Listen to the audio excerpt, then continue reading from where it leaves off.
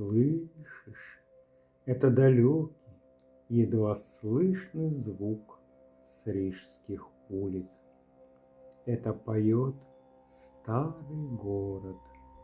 Укрывайся потеплее, закрывай глазки, мой дорогой дружок. Устраивайся поудобнее. Сегодня папа Колючка расскажет тебе историю о том, что даже у больших железных трамваев есть свои самые нежные ночные секреты. Все началось солнечным днем, когда наши кактусята отправились на настоящую большую экскурсию в старое городское трамвайное депо. Там было ужасно интересно. Все вокруг гремело, пахло машинным маслом, большими железными колесами и настоящими приключениями. Повсюду раздавался скрежет, гудки и веселый грохот. Сашка, как самый серьезный, шел впереди с крошечной указкой в лапке и строго бубнил: «Так, дети-кактусята, прошу минуточку внимания. Это трамвайное депо. Здесь живут огромные, сильные трамваи. Видите, ведите себя тихо и держите свои иголки при себе. Но разве можно удержать любопытного дивуна? Он прыгал в своем горшке выше всех и восторженно орал на все депо: «Ого-го! Какие же они огромные! Мама родная! А это что такое?» И Дион со всей силы ткнул своей колючкой в старый, начищенный до блеска латунный звонок, который одиноко висел на деревянной полке. И вдруг на все депо раздалось дзынь, так громко, звонко и неожиданно, что все кактусята от испуга подпрыгнули на месте, растеряв половину блесток. Только самая тихая и добрая Машуля не испугалась. Она аккуратно подошла поближе к полочке, заглянула в блестящий бачок звонка и тихонько прошептала: «Привет! Ты такой круглый, золотой и блестящий. Но мне кажется, что ты немного грустный. Почему ты здесь один?» Звонок качнулся, и из самой его глубины раздался тихий, почти хрустальный звук. «Зынь! Привет, маленькая Машуля. Мне просто очень одиноко на этой пыльной полке». День пролетел незаметно, и на Ригу опустился тихий, бархатный вечер. Кактусята вернулись домой, но Машуля никак не могла уснуть. Она ворочалась в своей теплой земле и смотрела в окно, туда, где в темноте убегали вдаль блестящие трамвайные рельсы. Вокруг царила полная, глубокая ночная тишина.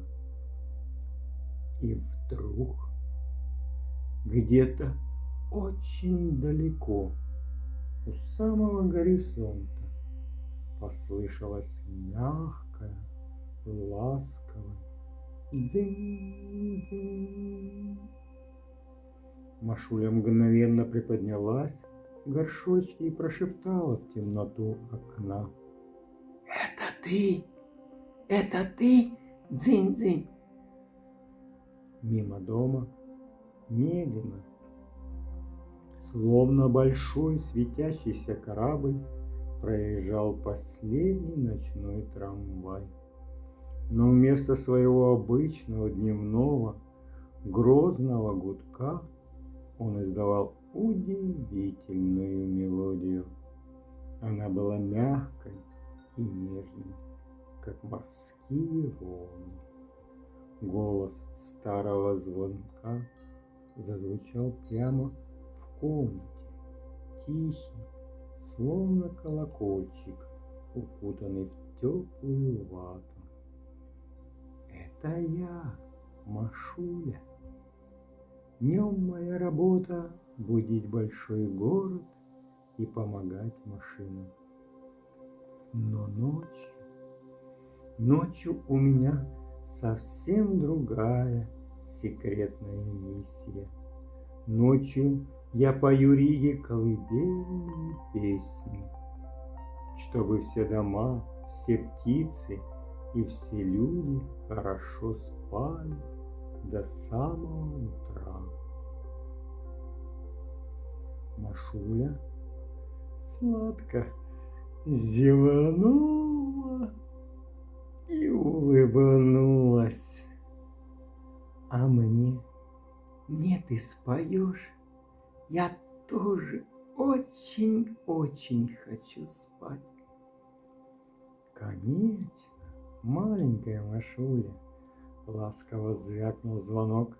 Закрывай свои глазки. Это песня для всех, кто очень ждет доброго утра. Ночной рижский трамвай медленно катился по совершенно пустым, окутанным туманом улицам. В окнах домов один за другим гасли уютные желтые квадратики света. А на подоконнике, подставив макушку ночной прохладе, начала сладко засыпать Машуля.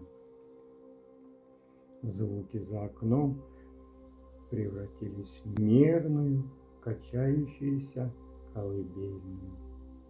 Ритм ее был точь-в-точь, как тихий стук трамвайных колес.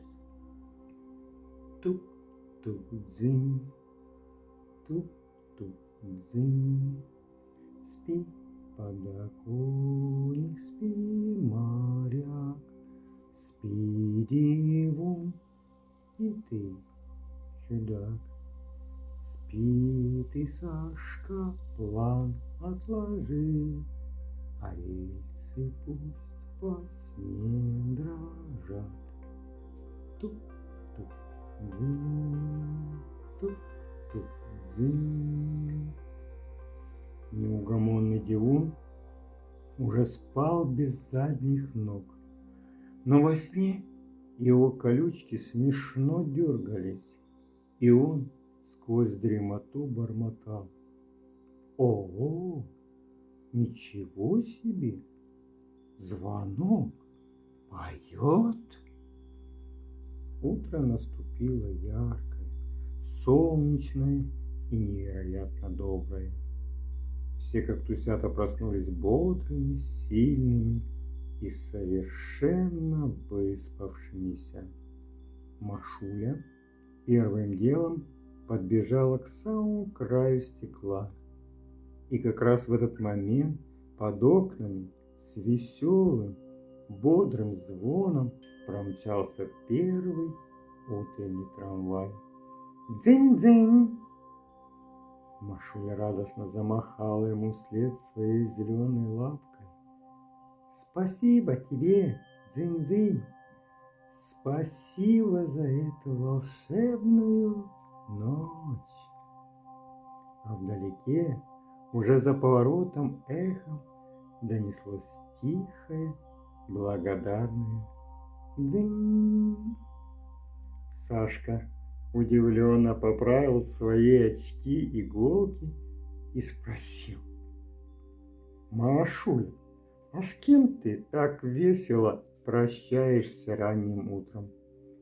Машуля загадочно и очень счастливо улыбнулась. «С моим самым лучшим ночным другом. Он всю ночь сторожил наши сны».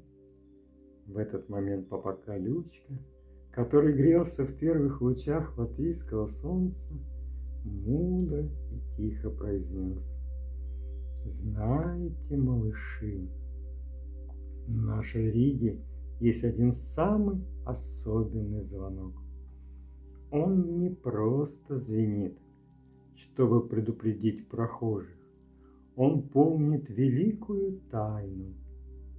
Каждому большому городу и каждому маленькому кактусу каждую ночь обязательно нужна своя, самая нежная колыбельная».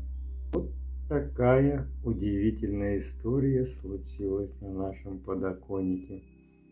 Иногда настоящая дружба – это просто вовремя позвенеть и тихонько прошептать другу: «Спи спокойно». Спи и ты, мой дорогой дружок. Трамвай снов уже увез твою сказку, оставляя тебе самые теплые волшебные сновидения. До скорой встречи на нашем подоконнике.